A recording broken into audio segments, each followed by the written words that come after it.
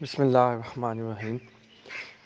Dear students, our today's topic is constitutionalism and extra-constitutionalism in Pakistan. I repeat it again, constitutionalism and extra-constitutionalism in Pakistan. My dear students, before coming into this topic, I would like to give you a brief introduction of what is constitution, what is state apparatus, what is law of the land, and what are the differences amongst these three. And then we will discuss what is constitutionalism and extra constitutionalism. The word constitution is basically that broader spectrum of, of law from which many laws are derived for the guidelines and for the uh, you know for the policy making of all the pivotal institutions within the state. Constitution is a supreme law of the land under which all the pillars of the state function. This constitution provides that what is the role of legislature, what are the qualifications of legislators, how the law making will be made, and what will be the procedure of the law making. For executive, that very law which has been made by the parliament by way of legislation must be enforced in its letter and spirit. This is the job of the executive, enunciated by the constitution. And then judiciary, of course, that if the real job, this is very much important for all of you to understand. The job of the judiciary, apex judiciary, is only and only this, by and large, just speaking generally, to check whether the law made by the parliament is in accordance with the constitution or not. Is there any compatibility or adaptability between the law made by the legislature and the rules and regulations coined by the constitution? So these three institutions of the state, legislature, executive, and judiciary, create the state apparatus. By apparatus I means mechanism, the structure, and this structure, how it will work, when it will work, what will be the modus operandi of its functioning. These things are determined by the constitution. So if I say that at the top keep the constitution, under the constitution keep the state, under the state keep the state apparatus, and in the state apparatus legislature comes, executive comes, judiciary comes, and in the legislature it can be further bifurcated into parliament and provincial assemblies. And parliament is also bifurcated by the president, national assembly, and senate. These provincial assemblies, there are four provincial assemblies, and these are bifurcated into four uh, kinds: Punjab, Sindh, Balochistan, and KPK. Right? So, the legislature, which consists of president, national assembly, and senate. Who shall be the president? It is provided in the constitution. What will be the qualifications of the president? It is there in the constitution. The constitution will determine it. What are the powers of the president? Constitution provides. When he can use his powers? Constitution provides. When he can sign the bill made by the parliament? Constitution provides. Right? Again, national assembly. What will be the composition of national assembly? Determined by the constitution. What are the qualifications of the members of the national assembly? Determined by the constitution. Who can be the speaker of the national assembly? Again, provided in the constitution. What will be the law making process? First reading, second reading, third reading, committee stage, two-third majority of both the houses, then sent to the president for final approval of the bill. And if there is any amendment, it will come back to the both of the houses, again passed by two-third majority, again sent to the president for his assent, and then it will become a law. So this whole mechanism, whole procedure, a lengthy, cumbersome, complex procedure, is provided in the constitution. So imagine the role and the stature of the constitution in the state. The first pillar of the state legislature is going through these and these processes provided by the constitution. So constitution, you can say constitution is the fountain of principles, laws, guidelines, eligibilities for all the institutions working in the state. Then the executive, so that law which has been finally become a statute or enacted law will be implemented into the frontiers of the Pakistan through its administrative bodies, executive bodies. Since the Prime Minister is the executive, chief executive of the country, under him there are ministries at federal level. At provincial level, there are governors and chief ministers, under which there is the whole mechanism. Uh, so these are the administrative bodies, administrative agencies, is there to implement that law. Now, during the implementation, an important point is this: can Parliament make law according to its whims and wishes?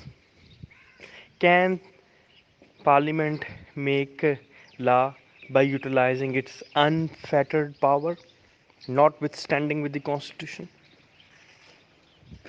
See, this is very much important.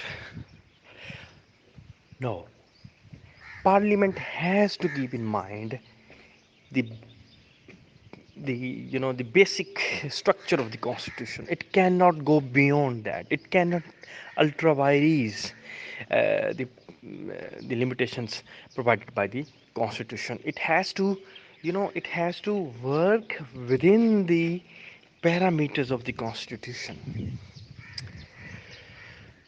And judiciary is the custodian of the Constitution. Judiciary is the watchdog of the Constitution. Judiciary is there to make sure that Constitution is being observed during all the time. So but this is what the Constitution is. Now, before going further, I will briefly touch the one part of my topic, which is constitutionalism. You know, our topic was constitutionalism and extra-constitutionalism in Pakistan. So I have just mentioned you that judiciary's function is to limitize the powers of the executive and legislature to keep them bound within the parameters and the limitations of the constitution. This is what the constitutionalism is. Constitutionalism means to limitize the functions, the powers of the state apparatus, in brackets, executive, judiciary, and legislature, to not to go beyond the boundaries of the constitution, remain within the boundaries of the constitution all the time and work under it. This is what the constitutionalism is. Now, going further, the I've said to you that at the top we will put the constitution. After this, there will be a state. After this, there will be a state apparatus, and in the state apparatus, well, well. So this is what the constitution is. Now, what is state? State is basically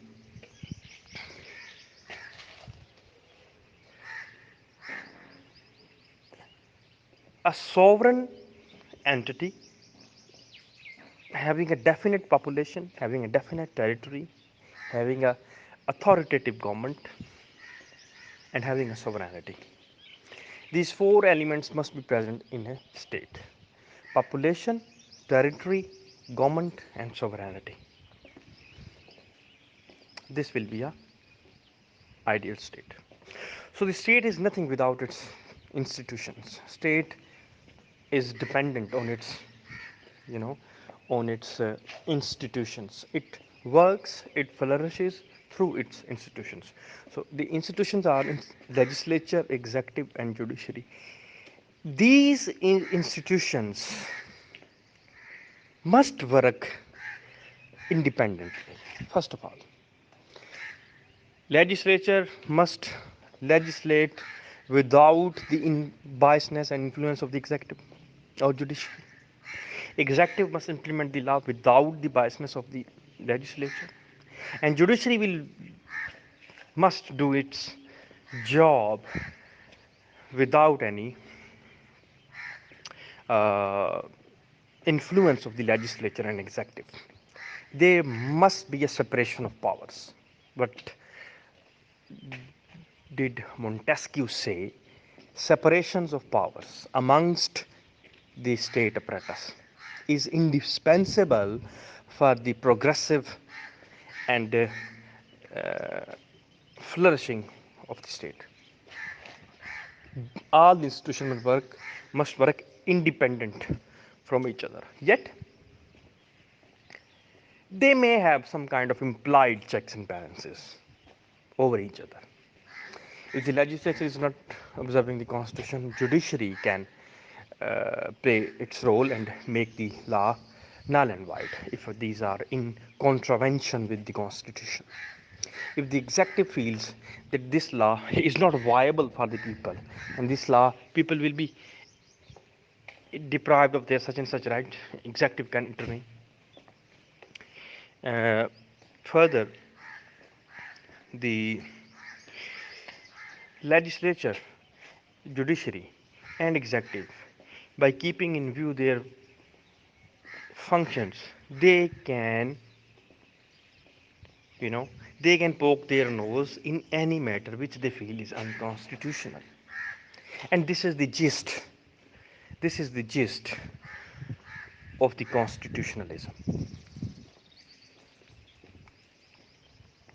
Now, what is the difference between an ordinary law and constitution? This is again very much important. That what is the difference between law and constitution? I am very sure that most of you will not be able to comprehend it. That is there any difference between law and constitution? right? So let me tell you that law is the uh, bunch of rules and regulations to regulate the society, to make the society disciplinarian or obedient to the law of the land.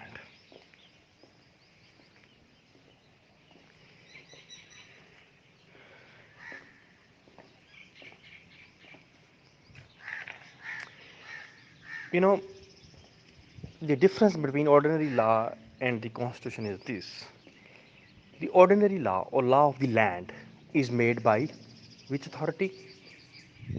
Parliament or provincial assembly, as the case may be. So the law of the land is made by the parliament.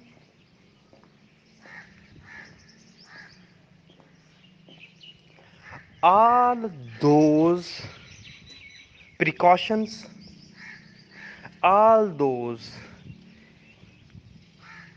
measures which the parliament has to observe during the making or formulation of that law, which is going to be implemented on the people of Pakistan, must be in accordance with the guidelines given by the constitution.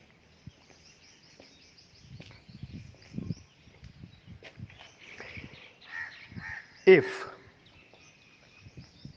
the law is passed despite the lack of majority,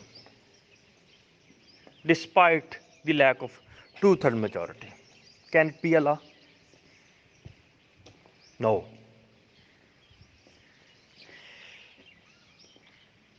If a house does not observe the first reading, second reading, third reading, or the committee stage, or invitation of the criticism by the opposite party, straight away pass it and send it to the other house, and that other house straight away pass it without inviting the public opinion, without inviting the stance or narrative of the opposition, and send it direct to the president, and president approves it. Will it be a law? Why not? Because this law lacks its authenticity, that very authenticity which has been provided by the constitution at the upper level. So look at, constitution is there right in the above, and all the, you know, institutions which are working under the constitution are supposed to make the law, to implement it and to interpret it in the light of the constitution.